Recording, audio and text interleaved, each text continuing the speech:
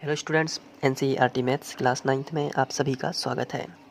आज हम लोग प्रश्नावली 1.3 में ही प्रश्न क्रमांक 9 हल करेंगे।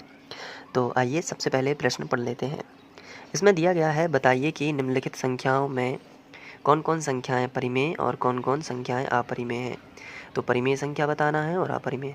तो रूट वाली सभी जो होती हैं वो संख्याएं वो अपरिमेय संख्या होती हैं, बस शर्त ये है कि उनका पूर्ण वर्ग ना निकलता हो।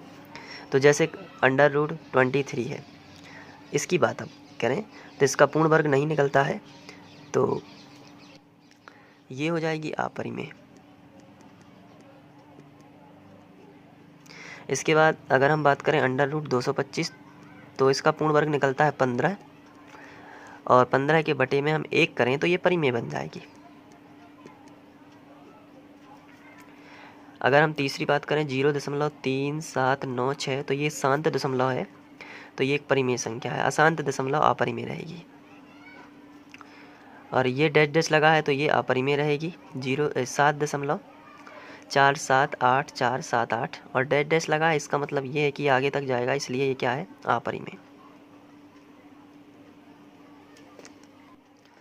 इसके बाद ये जो पांचवा है, इसमें 1.100100100100001 डैश डैश डैश, तो ये भी अपरिमेय ही रहेगी, क्योंकि इसका डैश डैश डैश लगा, इसका मतलब अपरिमेय, क्योंकि अशांत दशमलव है। तो ध्यान रखना है, सभी रूट वाली संख्याएं केवल उनको छोड़कर जिनका पूर्ण वर्ग निकलता है, वो जिनका पूर्ण वर्ग निकल आता है वो परिमेय में चले जाएंगी। जैसे कि √4 है तो √4 का 2 आता है बाहर। इसी तरीके से √25 है तो उसका 5 आ जाता है बाहर, तो वो संख्याएं तो परिमेय में चली जाएंगी। लेकिन जिनका पूर्ण वर्ग होता ही नहीं है, जैसे √23 है, √21 है, तो ऐसी संख्याएं अपरिमेय संख्याओं में चली जाएंगी, वो परिमेय नहीं मानी जाएंगी।